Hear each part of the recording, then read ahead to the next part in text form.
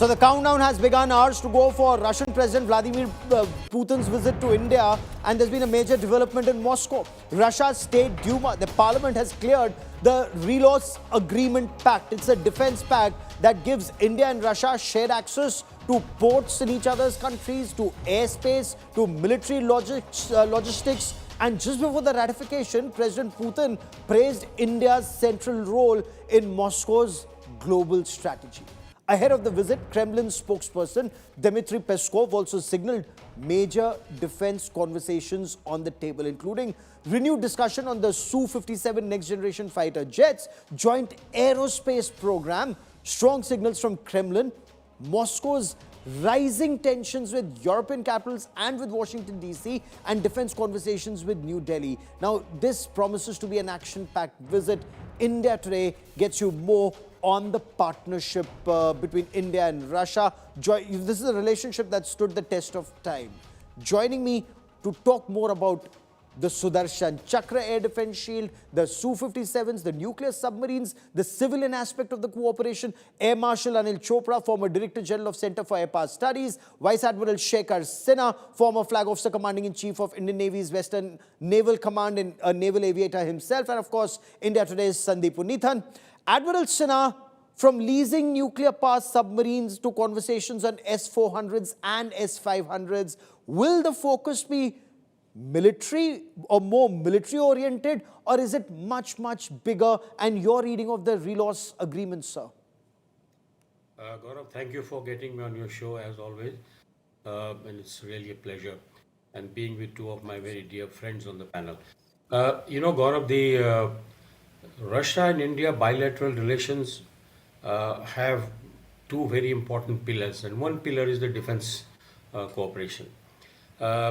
And second one is, of course, the energy. Though they are now spreading into other sort of sectors, and they are probably going to make two more pillars. But coming back to what you said, you are absolutely right that the Su-57 will very much be on cards. I think Air Marshal Chopra will speak more about it. But as on your program the last time I suggested that India should go ahead with at least two squadrons to fill up the gap. So that your Ramka project also keeps moving, and the Rafale, few more Rafales which should come to the Air Force. The second one is, I also mentioned about Sudarshan Chakra, Gaurav. Sudarshan Chakra is, an all India sort of shield against the ballistic missiles of the adversaries. And we have two nuclear powered adversaries on our borders. And if the worst comes to that, and if it is used, then we must have something to protect not only the northern India, but also the entire India peninsula. As you would know, that a lot of our strategic assets are actually located in southern India, including some atomic power plants and the other energy sources. Most of So our Air Marshal Chopra, Air Marshal Chopra, is this a signal even to the United States of America, despite their additional 25% tariffs? India-Russia relationship remains strong. However, the caveat I may add, India had to take a CAATSA waiver to buy the S-400s. Can we go ahead with more military hardware, or are we to presume we buy military hardware once the Russia-Ukraine war is sorted? Yeah, Gaurav, firstly, great to be with you and the same panel that we have earlier been on. And I must tell you that this is a great signaling time. Firstly, we are having a little, rough time with Americans, if I may use the word, especially with President Trump. He's trying to push us. But there is a big signal with Putin coming. Mind you, Putin is coming to India for the 10th time since he's been in power since 2000, and this is his fourth visit during Prime Minister Modi's time. But he's been 20 times to China. But the signals are very clear, and I think a big signal started with the announcements in Dubai Air Show when Su-57 was offered by the company boss with lock, stock and barrel, literally giving you everything from technology, engine, avionics, radar, you name it. Everything they were willing to offer, they would want to make it in India. So Su-57 and S-400 are the big things, but I must tell you, making statements in a air show is a different thing. But in the government Yes. circle and among the Russians, they are realistic, realists. A lot of homework has gone on between the two teams, and let me put these two subjects in Okay. context. Of course, there are many other areas of both aviation and naval side which are important. Make in India Su-57.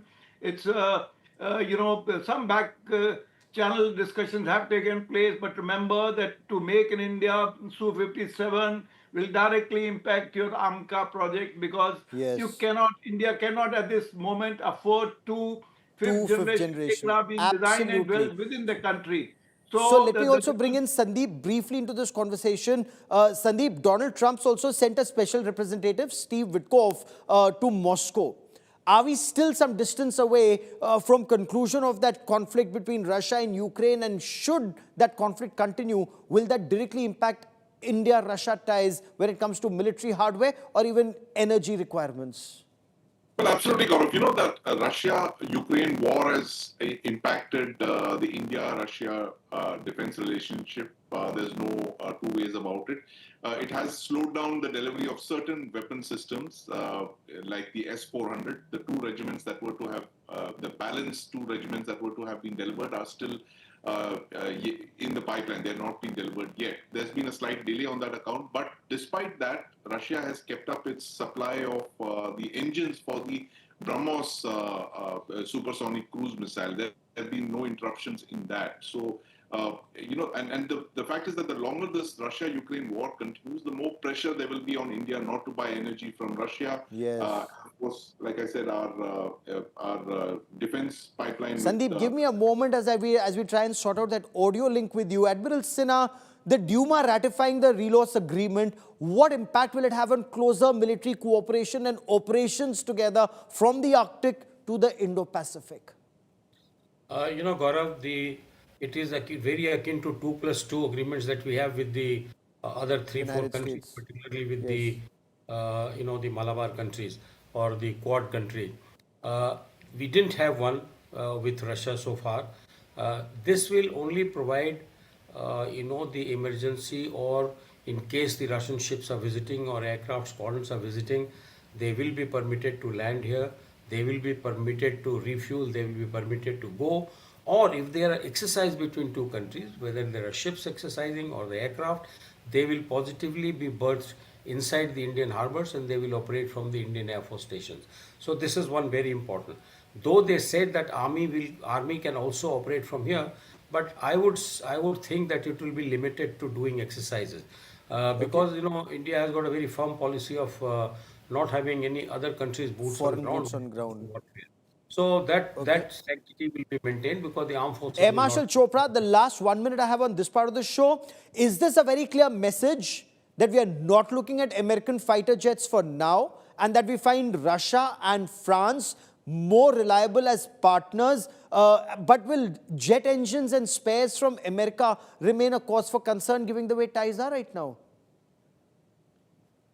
Yeah, firstly, let me add to what the Admiral has mentioned about the RELOS, the Reciprocal Exchange of Logistics Agreement. I think the greatest beneficiary, of course, will be the Navy, because, we are talking about the maritime corridor between Chennai and Vladivostok. Vladivostok. There is Yes. also this Arctic area where we want, Russian support to get into the Arctic route. That's another area where there will be a significant, and of course, as the Admiral mentioned, that we will be requiring this for Army, Navy, and Air Force exercises, more for Air Force and the Navy. Yeah. So, your voice a little, it was not very clear. Okay, I so couldn't get let me also bring in Admiral Sinha questions that you on, were you say asking. big Would gains you for the just Navy. You're saying big gains for the Navy. Admiral Sinha, the biggest takeaway you expect from this visit, will it be predominantly military hardware? Will it be LNG, fuel or nuclear energy or space exploration or agriculture? Where do you see more movement in the India-Russia ties? Gaurav, as I mentioned in the beginning, that one of the two important pillars are defense and energy. So they will continue to remain because there are very big ticket items that gives Russia a fair amount of income from these purchases, and we have to buy it. So S-400, S-500 should dominate the discussion. The extended range of BrahMos, possibly the jet engine will be a little more powerful, which can take it to 800 kilometers or 1000 kilometers, might convert it into a proper cruise missile. So these two, I think, as far as energy is concerned, Gaurav, as you know that the Reliance Industries has already reduced the purchase of oil from the Yes. Russians. So now we are almost cut down to more than 46% of what we are doing. So Okay. India is now very seriously concerned that India should buy more things other than these two or explore new areas so that the net loss to the Russians is not very much. So that Nuclear talk is energy, already- space Yeah. exploration. So these are areas, agriculture, pharmaceuticals, healthcare, many avenues where the two countries are looking to broaden and widen the horizon of a time-tested relationship. Admiral Sinha and Air Marshal Chopra and Sandeep Punithan for joining me here on India Today. Many thanks. India Today has the best team of correspondents on ground in Moscow and in Delhi to give you a 360-degree perspective of President Putin's visit to India. That is all I have for you on India First this evening. Many thanks for watching.